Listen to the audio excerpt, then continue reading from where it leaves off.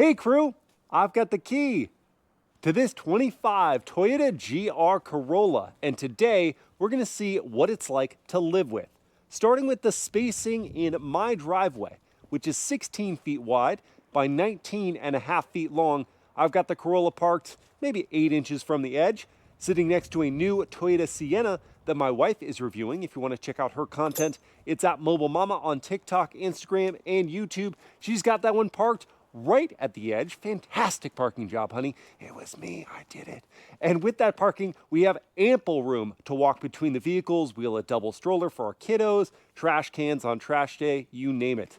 At the front, the Corolla is just behind the gutter at the beginning of my driveway, and at the rear, there is abounding space, enough to walk in front of the hedge on the path to my front door. When first hopping in with the key fob in my pocket, putting my hand on either of the front 2 door handles can either unlock just the driver door or all 4 doors. You choose that via settings. I'll wait until I'm in a parking lot to show you the true door opening space. For now, that's just one defined notch, but I've got the room. Let me swing it all the way out and glide gracefully into the Corolla. The right height is just great for me to get in. Simply closing up that door. Hello, cabin crew. Thanks for joining for this day in the life in the 25 Toyota GR Corolla Automatic. I'm going to focus on the gearbox for this video because I want to see if this already practical performance car is made even simpler, even more practical with an automatic, or if the lack of manual kind of robs some of the fun. So let me fire it up.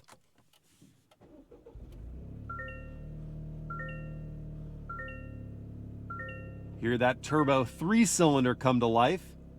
And now let's listen to the idle from outside the car.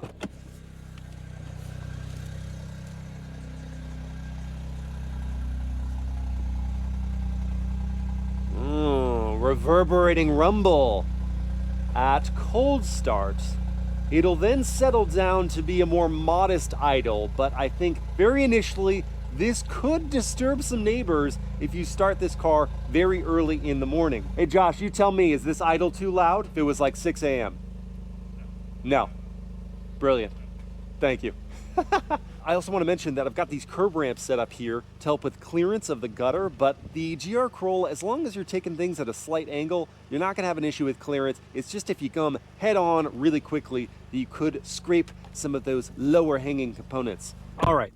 Now, let me show you where I would stick the items I bring with me every day before we head on out here. So I've got my iPhone 15 Pro on the wireless smartphone charging pad. That does fit. I have my sunglasses and wallet just sitting in the cup holder because there isn't another great spot for these. And this is a plastic cup holder, so it could scratch the lenses. Not my favorite. Wish there was sunglass storage or something up there. I have my 32-ounce water bottle just sitting on the passenger seat, but that's just because if I open and close the door, the bottle just flies out. If I'm driving, it will actually sit in this little nook there, and just vibrations and things won't loosen it. It's really just that door open and close. I also have my GoPro accessory case sitting on this textured pad here, so those are not going to go anywhere. So you can find spots for pretty much all the items you might bring with you every day. Let me throw in my seatbelt now. Release the mechanical handbrake. Pull it back into drive, and we're going to roll on forward. Left tire will have the curb ramps, right tire will dip down, and we're going to clear my neighbor's basketball hoops easily.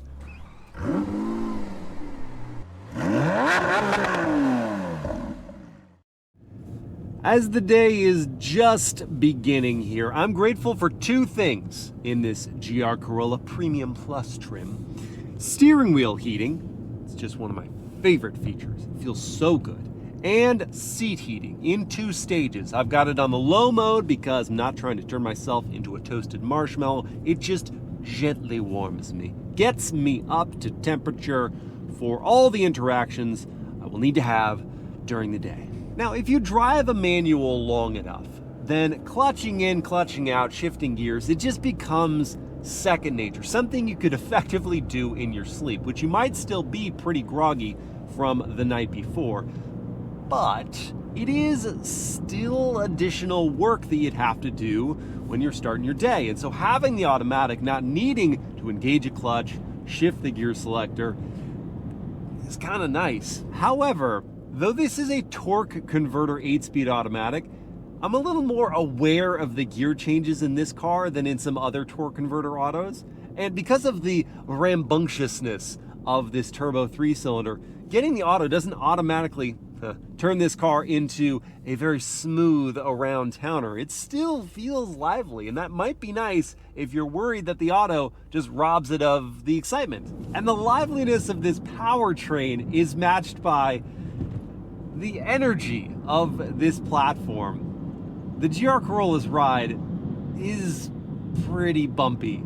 It's not rough, but I would compare it to an amusement park ride in that you're always kind of moving around on the road surface. But the big difference between an amusement park ride and this GR Corolla is the seats.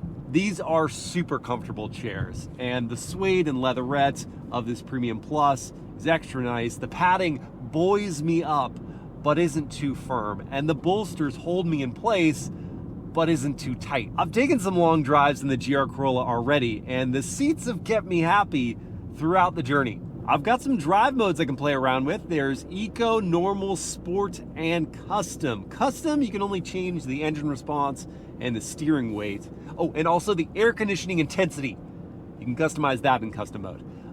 Eco is typical. It's gonna deaden the throttle response. It actually makes the GR Corolla as chill to drive around as possible. I've already mentioned why it's not always possible. Sport, though, is where it's at. This is the proper identity of the GR Corolla. It's got that immediacy of the throttle response. It's happy to drop down gears for you, and you just, I feel like you hear more of the turbo spool and the blow-off noise. I feel it's more pronounced in Sport. It just feels right for driving the GR Corolla around in, so I leave it in Sport most often. Normal is not a bad middle ground. It just doesn't have all the character presented to you. And if you're choosing the automatic and therefore removing the engagement potential of the manual, you might as well get as much leftover personality as possible by driving in Sport. All right, it's time for coffee. But before I grab it, let me touch on the last few critical daily driving details. Things like the turn signal sound.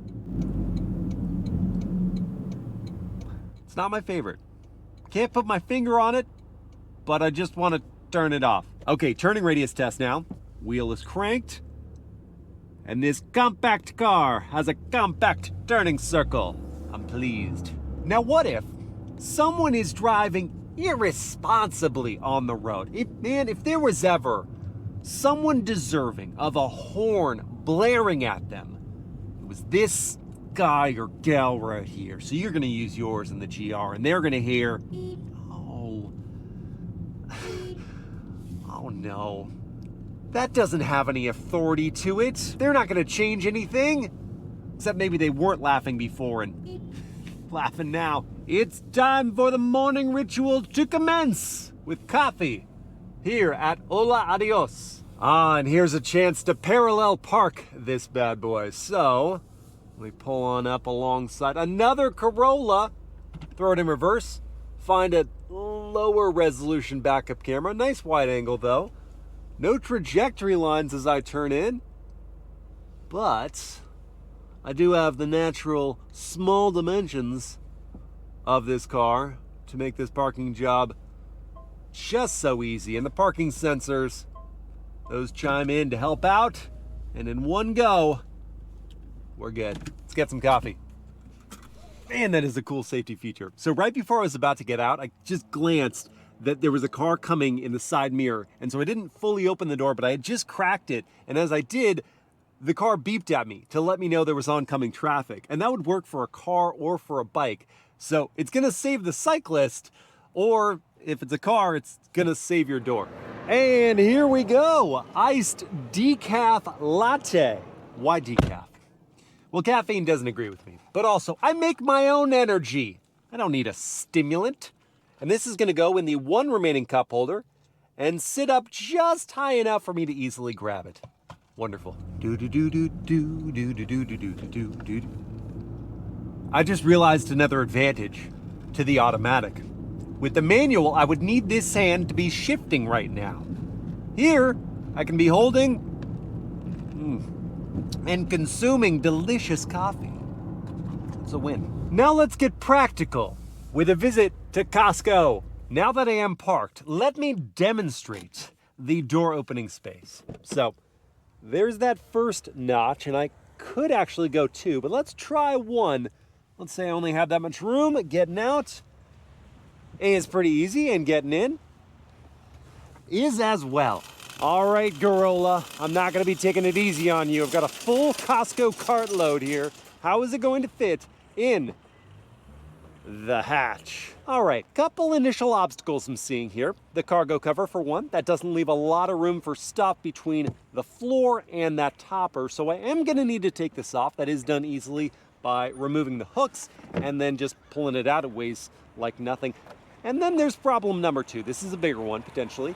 The optional chassis brace, which is great for performance, not great for utility. It is cutting it a bit, and then if I wanted to fold down these rear seats just by pulling on the tabs, then that's gonna stop the stuff from flowing through into the cabin. But we can forget the concerns about the chassis brace because I am what you might call a skillful stacker. Not the best in the world, but I'm decent. I got everything in there with the seats up. So all that's left is the cargo cover, which is just going to go in the back seats. And as I close this lid, I can say success! Now, after returning my cart, like a responsible member of society, I can confirm that the Toyota GR Corolla is, Costco approved. Love that hatchback utility. What about the visibility? Well, at the front, no issues there, even with the power bulging hood. I like the view just below the A-pillar with that little window there. B-pillar isn't bad.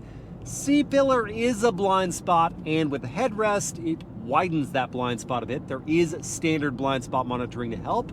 The view straight out the back, even with some items slightly obscuring my view, is still solid. So the roll of visibility is great. I had to find a time to use that. I hope it was okay. Yesterday, we looked at around town ability and practicality. Today, we're diving into performance and both commuter and family friendliness. I will begin with a real world 0 to 60 test with my race box setup here to record. And the automatic version of the GR Corolla does have launch control, but it takes a few steps. First, I need to be in the sport drive mode. Got that. Then I tab the traction control button once. Then I pull in both paddles.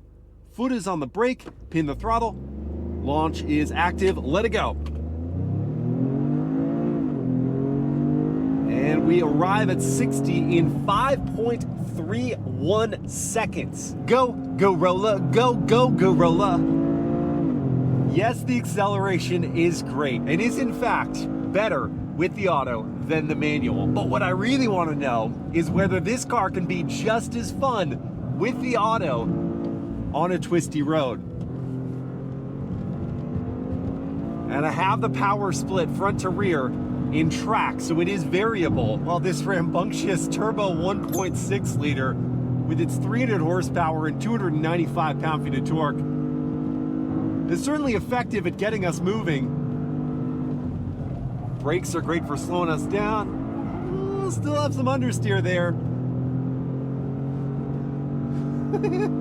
But it's fun. On the downhill now, I want to see if a little bit of trail braking doesn't cure that understeer problem. Okay, helps me tuck the nose just a little bit and allow the front and rear locking differentials to maximize power delivery.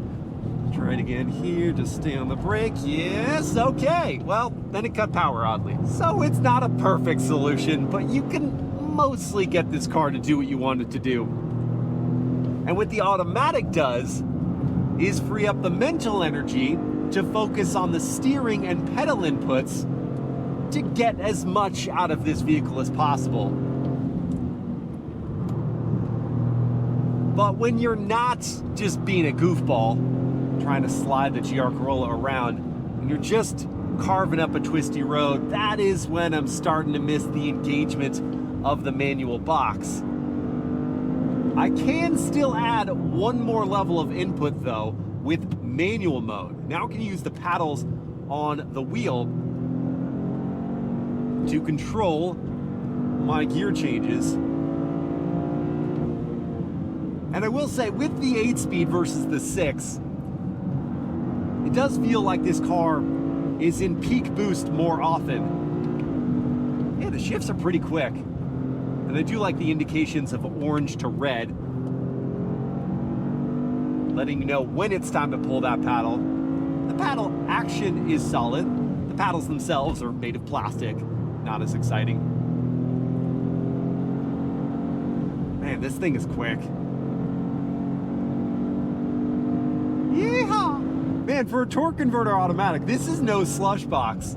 This is very like a ZF 8-speed. And that's high praise for me. Now I'm seeing where, you know, a little bit of the trade-off to smoothness around town has allowed this transmission to really be aggressive where you want it to.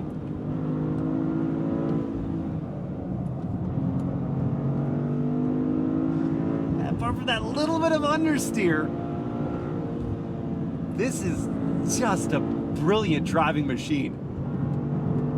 I would do this on the weekends all the time. Then again, if I actually owned this car, I'd probably spend my weekends on the dirt. I'd have a rally suspension equipped, something not too aggressive, still daily drivable, all-terrain tires, and then I would use this gravel mode often. Yeah, but during the week, most people are going to be commuting on the highway. So let's see how the Corolla does here.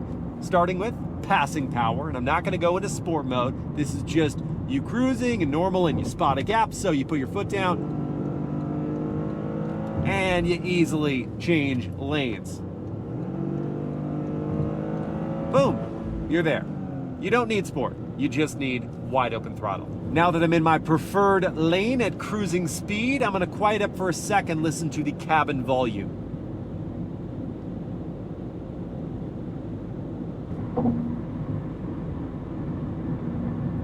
Right, so I started off just hearing wind noise, not a lot of it, just some. And now I've got tire noise on this louder road surface. But neither are all that bad. I think I could easily have conversations at a modest volume level with people either in the front or the back. But since I'm all by my lonesome, I think I'll listen to some music. And this Premium Plus trim has the JBL sound system, and we've got wireless Apple CarPlay on this 8-inch infotainment. And it is responsive. I do like that there is also a physical volume knob here, and we've got physical climate controls to cut down on distraction while driving. So here we go. And I'm gonna turn up the volume. Max is just past 60, so we're at 50% here. Let's go up a little more.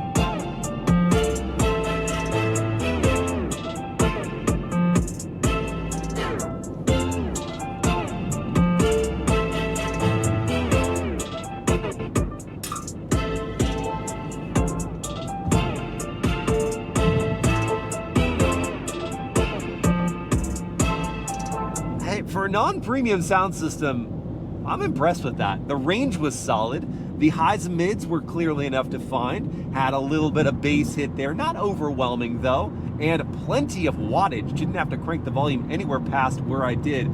That checks the box for me. And with the commute in mind, this car has some useful features like adaptive cruise control. I can set my speed and adjust my following distance. Now I don't need to work the throttle or brake to maintain that gap. Truck came in front of me, I didn't touch the brake, it slowed down to regulate. This is very helpful if you've got traffic heavy commutes every day. And it also has a steering assist system, so it's not a hands-free, but I'm just taking my hands off briefly to demonstrate how it stays in the center of the lane even as the lane markings jog left and right. This is just great for if you're slightly distracted for half a second. You're not going to deviate your lane, it'll bring you right back and right to the center. And unlike with the manual, these driving assist features are more effective with the automatic because while even with the manual, it'll slow you down and speed you up. If the speed variation is to the degree that you would have to shift, you're still having to work. It's not gonna be as relaxing as just this. It is time to refuel this 13.2 gallon tank, and the EPA rates the GR Corolla with the auto at 19 mpg in the city, 27 on the highway, and 22 combined. which is actually 2 mpg worse than the 6-speed manual. And I just don't know how.